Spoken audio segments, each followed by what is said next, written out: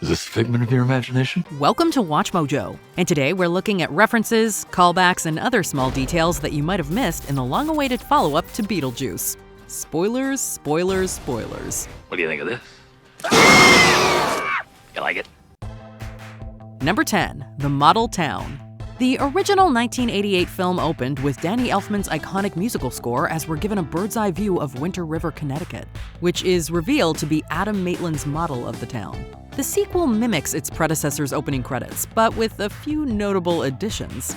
Although Alec Baldwin and Geena Davis don't reprise their roles, the credits do allude to the car accident that turned Adam and Barbara into ghosts. There's that. And there's that.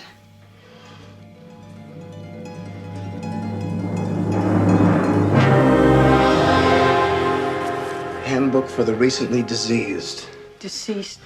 In addition to paying homage, the opening offers something of a mini recap. Later in the film, Lydia's daughter Astrid is seen riding her bike through Winter River, passing by several familiar landmarks. This includes Miss Shannon's School for Girls, which Lydia attended in both the original film and the Beetlejuice animated series. All right, class, it's time for our science reports. Yeah! Libya Doots. That's Deets, ma'am. Lydia Deets. Number 9. A second red wedding. The sequel builds to another wedding between Beetlejuice and a reluctant Lydia.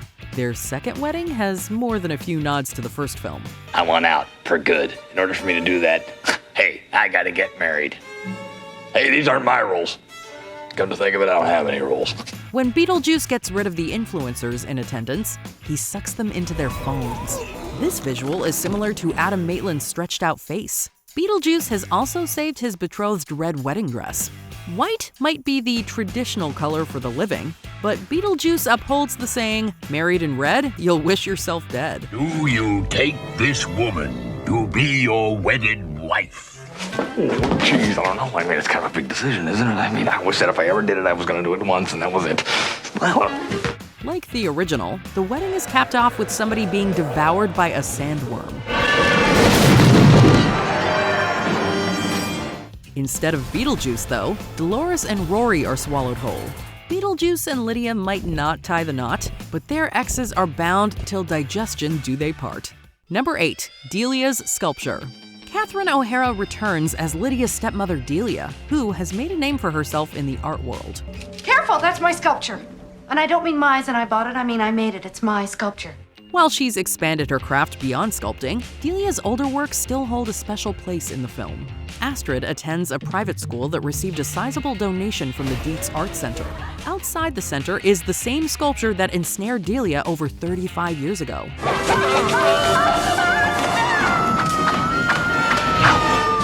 The sculpture doesn't come to life this time, although we doubt it's any less dangerous. Considering the Dietz family's past experiences, keeping the sculpture outside is probably safer. It's my art and it is dangerous! Reportedly, somebody stole the actual sculpture from the sequel set. The Vermont State Police tried saying the sculpture's name 3 times, but that sadly didn't make it appear. Number 7. Why Charles had to die like that. If you're wondering why actor Jeffrey Jones wasn't invited back to play Charles Dietz, it's safe to say you haven't heard about the sex offender case that essentially ended his career. With that in mind, killing Charles off was a smart move. Can't believe Grandpa's dead. Death is hard. Yeah, sometimes I think life is harder. Since this franchise revolves around the afterlife, though, Charles's ghost had to show up. This is where the film gets creative. In an animated flashback, we learn that Charles survived a plane crash, but a shark left him without a head. It's a clever way of keeping Charles in the movie without Jones. Charles isn't the franchise's first shark victim. Number 54,601, Fern Dock. Shaping Charles's grave like a shark fin is a nice, albeit morbid touch, as is the rendition of Deo at his funeral. Number 6. Big Little Jane Butterfield. Annie McEnroe is perhaps best known for her role as Jane Butterfield, the nosy realtor who wants to sell the Maitlands' home. But Barbara, this house is too big for you. It really ought to be for a couple with a family, you know? Oh, Pumpkin, I didn't mean anything. It's just that, really, this house is too big. Jane gets what she wants after the Maitlands have an unfortunate accident. Jane is also seen alongside her daughter, who's simply known as Little Jane. Big Jane doesn't return for the sequel, but Little Jane follows in her mother's footsteps. In the first film, Rachel Middleman played Little Jane, which remains her only screen credit. What happened to the people who used to live here? They drowned. Yes, they were family. I was devastated. In Beetlejuice Beetlejuice, Amy Nuttall steps in as a not-so-Little Jane. In fact, Little Jane now has a littler Jane. The house on the hill is still prime real estate, although Jane is even more hung up on selling a murder house than Astrid is naturally drawn to. My mom grew up here.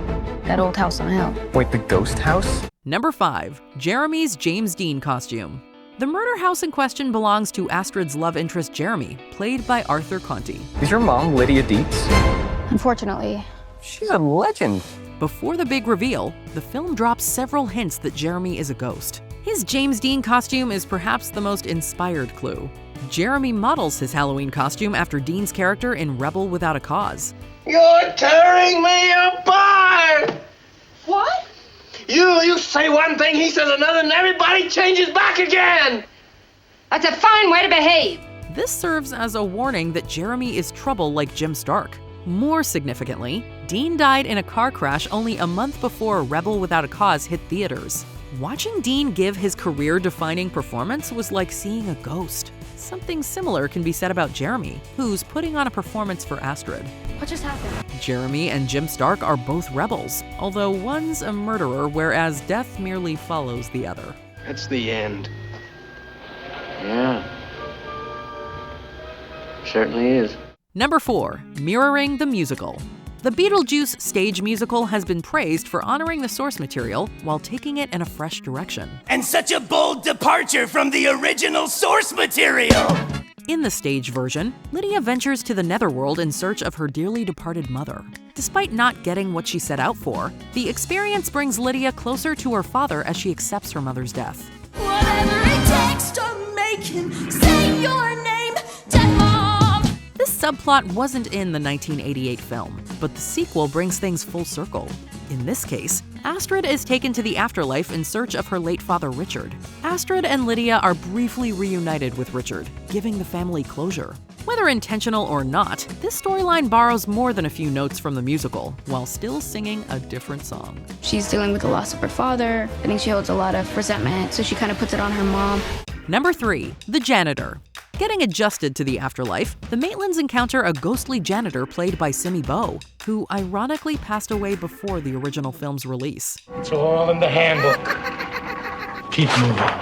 As such, Beau isn't in the sequel, although another prominent actor has taken up his janitorial duties. Danny DeVito is such an iconic talent that it's hard to make him unrecognizable. Yet this might be his most transformative role since his first collaboration with Tim Burton in Batman Returns. I want to find out who I am by finding my parents, learning my human name. Simple stuff that the good people of Gotham take for granted. DeVito isn't easily identified behind that gurgly voice and blue makeup. What turned him this color? It seems he drank a poisonous substance that left him blue in the face. We wonder if a certain politician gave him that idea.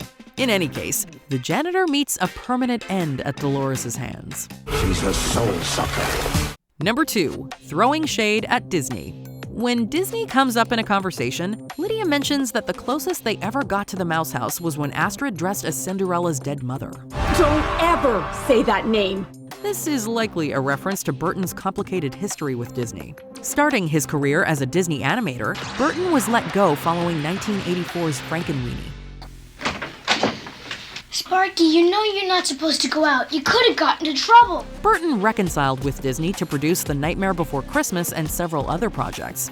After directing 2019's Dumbo, though, Burton said that it felt like he, quote, was working in this horrible big circus and, quote, needed to escape. Michael Keaton was also disappointed with his performance in Dumbo. Burton and Keaton are back in their comfort zone with Beetlejuice Beetlejuice, letting loose all the risque humor that wouldn't fly in a Disney movie. The juice is loose. Before we continue, be sure to subscribe to our channel and ring the bell to get notified about our latest videos. You have the option to be notified for occasional videos or all of them. If you're on your phone, make sure you go into your settings and switch on notifications. Number 1. The significance of Beetlejuice's backstory. Beetlejuice previously alluded to his life before death. What are your qualifications? Well, I attended Juilliard. I'm a graduate of the Harvard Business School. I travel quite extensively. I lived through the Black Plague, and I had a pretty good time during that. Being a trickster, you can't trust everything he says. But the sequel confirms a few things about Beetlejuice's past. While it's unlikely he went to Juilliard or Harvard, Beetlejuice did live through the Black Plague, as he told the Maitlands. Working as a grave robber, he met his soul-sucking wife Dolores, resulting in both of their deaths. La sua missione per raggiungere l'immortalità richiedeva due cose. La mia vita e la mia anima. Dolores reassembles herself centuries later, although a particular body part remains missing: her ring finger. When Beetlejuice first tried to marry Lydia years ago, he whipped out a ring along with a severed finger, saying that his ex meant nothing to him. Here it is. There you go. I'm telling you, honey, she meant nothing to me. Nothing at all. This might have been a throwaway joke at the time, but it ingeniously set the sequel's plot in motion. Did you catch any other small details? Are we the only ones who think Bob the Shrunken head guy is Bob the Goon from Burton's Batman? Let us know in the comments. Jesus, Bob. Can't you see him concentrating here? Did you enjoy this video? Check out these other clips from WatchMojo, and be sure to subscribe and ring the bell to be notified about our latest videos.